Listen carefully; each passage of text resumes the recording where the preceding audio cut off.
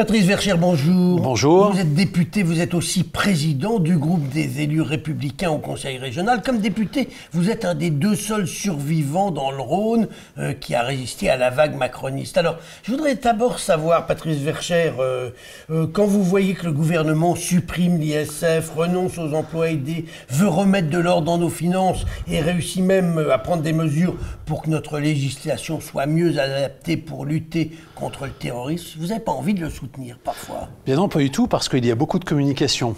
Si on prend l'ISF, il faut aller jusqu'au bout. Il fallait supprimer également l'ISF sur l'immobilier. Mais vous n'avez rien fait, vous, quand vous étiez au pouvoir. Ils en font un petit bout, vous devriez être content. Il y avait eu, vous vous souvenez, il y avait eu un plafond sur lequel ça avait fait suffisamment de débats lorsque Nicolas Sarkozy avait mis ce plafond au-delà duquel ceux qui payaient l'ISF ne payaient plus d'ISF, donc étaient même remboursés s'ils avaient trop payé.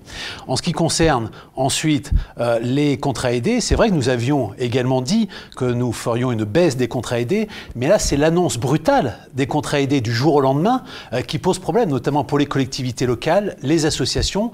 En fait, il aurait dû avoir une discussion déjà et puis faire dans un laps de temps une diminution des contrats aidés. Ça prouve quand même que M. Macron, qui n'a jamais été élu local et qui, je pense, n'aime pas beaucoup les élus et entre autres les parlementaires, prend cela un peu de manière un peu trop haute. En ce qui concerne la fin de l'état d'urgence et la loi sur la sécurité intérieure, portée par Gérard Collomb, c'est une loi qui protège moins les Français que l'état d'urgence. Il faut le savoir, d'ailleurs, à tel point que Gérard Collomb l'a reconnu, puisqu'il a dit s'il y a un attentat majeur, on remettra l'état d'urgence. Patrice Verchères, si je comprends bien, vous voulez qu'on reste perpétuellement dans l'état d'urgence? Non, mais quand on vous annonce une loi de sécurité intérieure et qu'on vous dit qu'en effet, il manque un certain nombre de législations, notamment d'un point de vue justice, pour aller plus loin et que ça viendra plus tard, eh bien moi je dis qu'on aurait dû prendre un an de plus et puis discuter de textes et que les textes judiciaires qui permettent l'emprisonnement, notamment, ou l'expulsion d'ailleurs des étrangers en situation irrégulière et qui ont commis des actes ou qui sont prêts à passer aux actes, soient expulsés. C'est un exemple concret. On aurait pu aller plus loin. Il y a eu une commande politique de la part d'Emmanuel Macron. Gérard Collomb l'a appliquée, mais je pense que c'est une erreur majeure pour notre pays. Patrice Verchères, un an de plus pour la loi sur la sécurité. Vous vouliez sur les emplois aidés prendre le temps, vous vouliez sur l'ISF, je ne sais quoi. Vous n'auriez rien fait si vous aviez été élu, vous auriez dit on va attendre. Pas du tout. Sur l'état d'urgence, si je reprends l'état d'urgence, il fallait faire déjà certains textes avant de terminer l'état d'urgence. Pour l'instant, il n'y en a qu'un qui est pris. Il a été annoncé d'autres textes pour améliorer la législation en temps, j'allais dire, classique, même si nous sommes en temps de guerre. Donc là-dessus, on n'a pas assez pris de temps. Il fallait renouveler au moins 6 mois l'état d'urgence, prendre le temps de faire les lois nécessaires à la lutte contre l'islamisme radical, contre le djihadiste.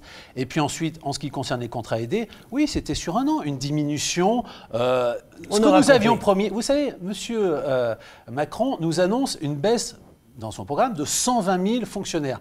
Cette année, il va en diminuer, je crois, à peine 500. À cette allure-là, comme ça a été rappelé d'ailleurs par Laurent Wauquiez, il faudra quand même presque plusieurs siècles pour pouvoir aboutir aux 120 000 emplois en moins dans la fonction publique. Alors la fonction publique d'État n'est pas touchée. Par contre, on enfonce le clou sur les collectivités locales qui sont, a priori, les mal-aimés d'Emmanuel Macron. Les collectivités locales qui sont celles qui quand même ont le plus embauché dans les 15 dernières années et qui ont augmenté leurs effectifs. Alors, c'est pas faux, mais c'est pas vrai non plus. Ah, parce que certaines collectivités... Vous êtes centriste. Non, mais certaines collectivités ont en effet augmenté de manière... ce qui n'était pas dû à un transfert de compétences de la part de l'État. Donc celles-là, oui, elles doivent diminuer. Mais d'autres, par contre, ont été obligées d'augmenter leurs effectifs parce qu'il y a eu un transfert de compétences de l'État. Donc il y a deux sortes de collectivités. En sachant qu'on peut, c'est vrai, diminuer le nombre de fonctionnaires, nous avons la démonstration avec Laurent Wauquiez sur la région Auvergne-Rhône-Alpes, puisque nous avons eu un satisfecit de la part de la Cour des comptes pour la meilleure gestion de toutes les régions de France. Avant de nous quitter, juste un tout petit mot sur la région, justement.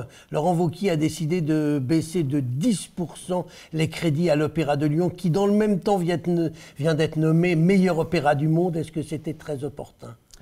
Je pense que la politique que nous menons à la région, c'est une politique qui va en direction de l'ensemble des territoires. Alors c'est vrai qu'il y a un effort demandé à l'Opéra de Lyon, mais c'est pour aussi aider dans d'autres territoires des manifestations, des festivals qui méritent aussi d'être un peu mieux aidés qu'avant. Eh bien, Patrice Verchères, je vous remercie. Merci.